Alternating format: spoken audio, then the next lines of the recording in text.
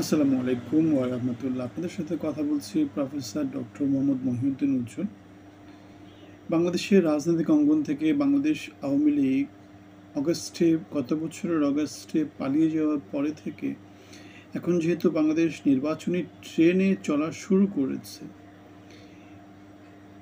অনেক দিনের বিরতি দিয়ে এখন বাংলাদেশ আওয়ামী লীগ কি বাংলাদেশের রাজনীতিতে ফিরে আসার জন্য প্রস্তুত কি? আমরা যেহেতু বাংলাদেশের রাজনীতি নিয়ে অনেক দিন ধরে যেহেতু পর্যালোচনা করি, সুতরাং আমাদের কাছে একটা জিনিস মোটামুটি ধারণা আছে আমাদের এই ব্যাপারে যে বাংলাদেশ আওয়ামী লীগ নির্বাচনী ব্যাপারে কখনো ছাড় দেবে না। বাংলাদেশ জাতীয়তাবাদী দল তিনবার নির্বাচন করেনি, তিনবার নির্বাচন করেনি, নির্বাচন প্রতিরোধও করেনি, কিন্তু বাংলাদেশ আওয়ামী লীগ যতদূর মনে পড়ে বিএনপির আমলে কোনো নির্বাচন, মাগুরা নির্বাচন বা কি নির্বাচন আছে না, কোথাও কিন্তু তারা ছাড় দেয়নি, কোথাও তারা ছাড় দেয়নি। তাহলে নির্বাচন, জনগণের মতামত, জনগণের ভোট, জনগণের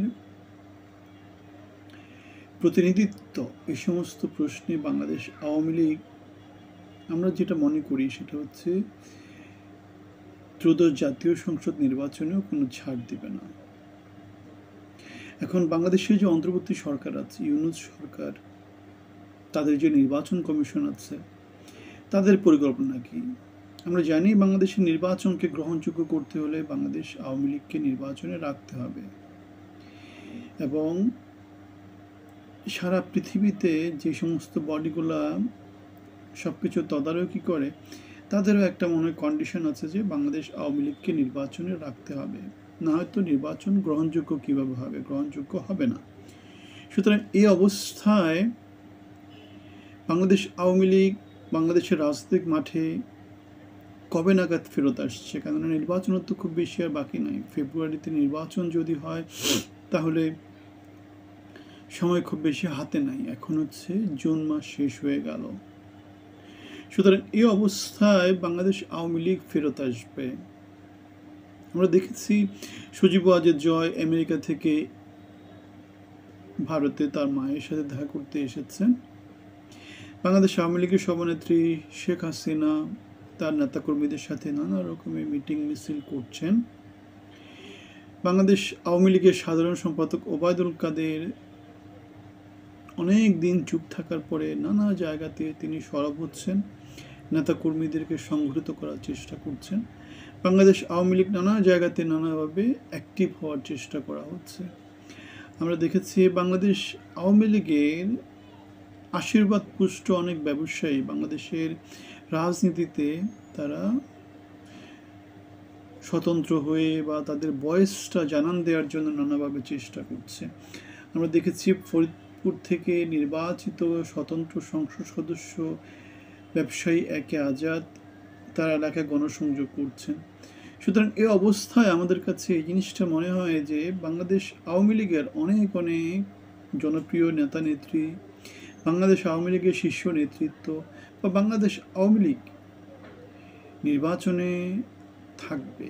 এখন বাংলাদেশ সরকারের যারা বর্তমানে অন্তর্বর্তীকালীন সরকারে আছেন, তাদের এই ক্ষেত্রে কি ভূমিকা থাকবে? তারা বিচারের আওতায় কীভাবে আনবে? সেই জন্য আমরা দেখতে পেয়েছি প্রফেসর ডক্টর মোহাম্মদ ইউনূস আজকে তো সোমবার ছিল, আজকে তার মন্ত্রিপরিষদের বৈঠকে তিনি মনে হয় বলেছেন যে গত 3টা নির্বাচন যারা পরিচালনা করেছে, নির্বাচন কমিশনার, নির্বাচন কমিশনের সচিব অথবা যারা যারা নেতৃস্থানীয় ছিল, তাদের বিরুদ্ধে তদন্ত করার জন্যে, তদন্ত করে প্রতিবেদন দিয়ে তাদেরকে বিচারের আওতায় আনার ব্যবস্থা করার জন্যে। সুতরাং বাংলাদেশে যদি ফ্যাসিজম, বাংলাদেশে যদি গণতন্ত্রকে প্রতিষ্ঠা করতে হয়, স্বৈরতন্ত্রকে যদি দূরে রাখতে হয়, গণতন্ত্রকে যদি দীর্ঘস্থায়ী প্রাতিষ্ঠানিক রূপ দিতে হয়, তাহলে বাংলাদেশে যেটা করতে হবে, এই যে সরকারের পুলিশ প্রশাসনে যারা আছে, আমলা যারা আছে, তাদেরকে প্রচণ্ড রকম করে আইনের ভিতরে রাখতে হবে, তারা যাতে রুলস অ্যান্ড রেগুলেশনস, বিধিনিষেধ যেগুলো আছে সেগুলোর যাতে ব্যত্যয় করে কোনো কিছু করতে না পারে সেই ব্যবস্থাটা আমাদের নিশ্চিত করতে হবে। আমাদের প্রধান উপদেষ্টা প্রফেসর ডক্টর মোহাম্মদ ইউনূসের আজকের যে দিক নির্দেশনা সেটা আমাদেরকে সেই ব্যাপারে ইঙ্গিত দেয়।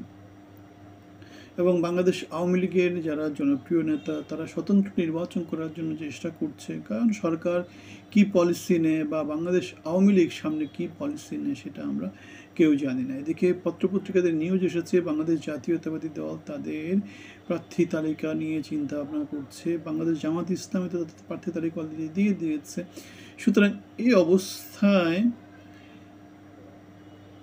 সব দলই তাদের যার যার পজিশন থেকে নির্বাচনের জন্য প্রস্তুতি নিচ্ছে। বাংলাদেশের জনসমাজকেও নির্বাচনী যখনই রোডম্যাপ দিয়ে দেওয়া হবে তখন নির্বাচনমুখী সবাই হবে। সুতরাং বাংলাদেশে নির্বাচনমুখী এই আবহাওয়ায় সব রাজনৈতিক দল তাদের ফয়দা নেওয়ার চেষ্টা করছে।